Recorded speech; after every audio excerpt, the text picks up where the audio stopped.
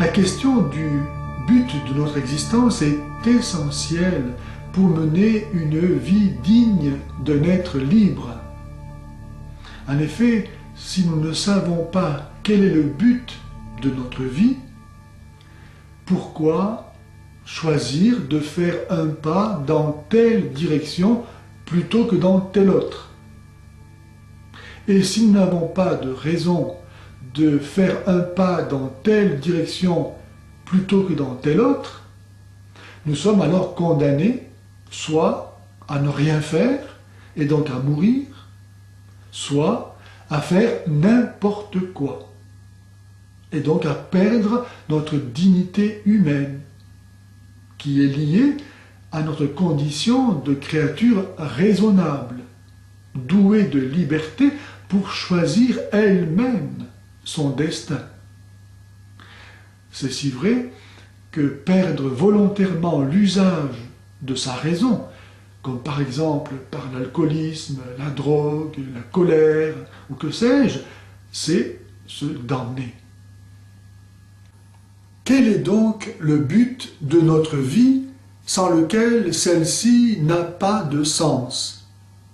Pourquoi existons-nous? Ou, autrement dit, qu'est-ce que le bonheur? Car il en est ainsi que tous les hommes cherchent le bonheur. Il n'y a pas un seul homme sur la terre qui dise « Moi, je veux être malheureux ». Ça n'existe pas. Or, le bonheur, est-ce la richesse, la puissance, la gloire, le plaisir, la santé? Non. Pourquoi non? Parce que tous ces bonheurs-là, un jour, disparaîtront. Et comment mettre toute sa joie en ce que l'on sait devoir bientôt nous manquer? Lorsqu'on est heureux, on n'a pas envie que ça s'arrête. Personne ne dit « moi, je veux être heureux pour un quart d'heure, ou pour 6 mois, ou pour 10 ans ». Quand on est heureux, on a envie que ça dure toujours. Autrement dit, on veut un bonheur éternel, infini, parfait. Mais sur la terre, rien n'est éternel, rien n'est infini, rien n'est parfait. Dieu seul est éternel, infini, parfait. Ainsi nous voyons que les hommes, qu'ils le sachent ou non, qu'ils le veuillent ou non, cherchent Dieu.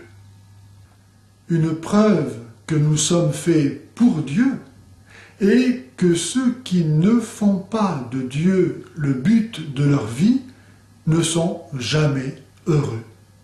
Plus ils en ont et plus ils en veulent, et donc moins ils sont rassasiés. Pour qui accepte de regarder les choses en face, il est clair que ne pas faire de Dieu, mais d'une créature, le but de sa vie, c'est se condamner à devoir souffrir toujours.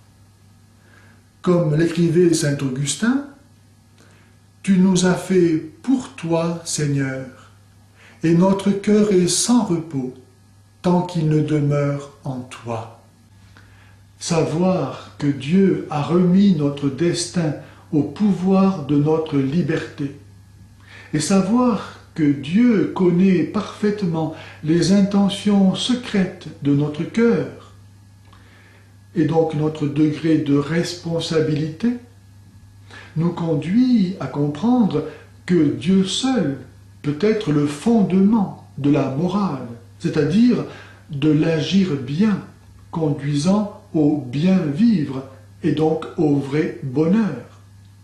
La preuve, par le contraire, est vraie.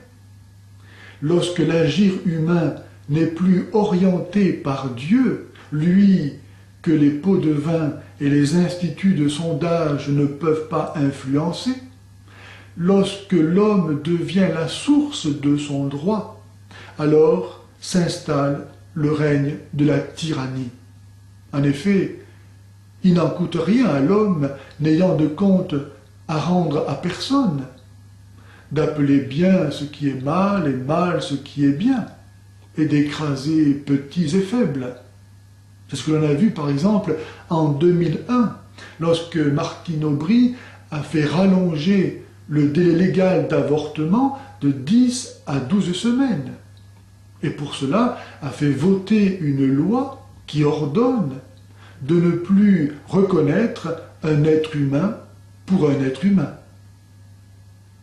Et c'est ce que nous verrons peut-être demain, lorsqu'on jugera qu'il y a des vies humaines qui ne méritent pas d'être vécues, mais doivent être euthanasiées, comme déjà le Parti national socialiste l'avait fait croire pour éliminer les handicapés, qui coûtaient trop cher à la société d'alors, mais surtout parce que, par leur existence même, ils remettaient en cause l'idéologie du primat de la violence sur le droit et posaient la question de la raison d'être de l'homme et de sa faiblesse.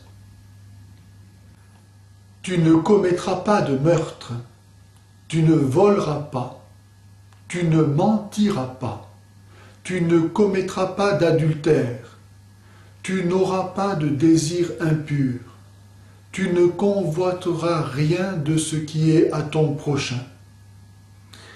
Ah, si nous obéissions à Dieu, ce serait le paradis sur la terre. Mais non, les hommes ne veulent pas écouter Dieu. Et c'est ainsi qu'il crée l'enfer. En effet, Dieu seul peut montrer à l'homme le chemin du bonheur pour lequel il l'a créé, et qui est Dieu lui-même, se donnant à nous. C'est ce que Dieu a fait en assumant notre nature humaine, pour pouvoir en Jésus se donner à nous par son corps et son sang livrés. En Jésus, Dieu et l'homme ne font qu'un. Et donc l'homme atteint son but dans la possession de Dieu, de la façon la plus intime et la plus parfaite qui soit. Voilà pourquoi Jésus dit « Je suis le chemin, la vérité et la vie ». Voilà le but de notre vie, s'unir à Jésus, pour ne faire par Jésus plus qu'un avec Dieu, qui est le bonheur même.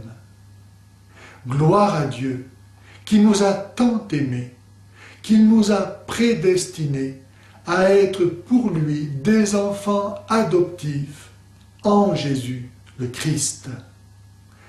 Sa grâce et sa paix soient avec vous.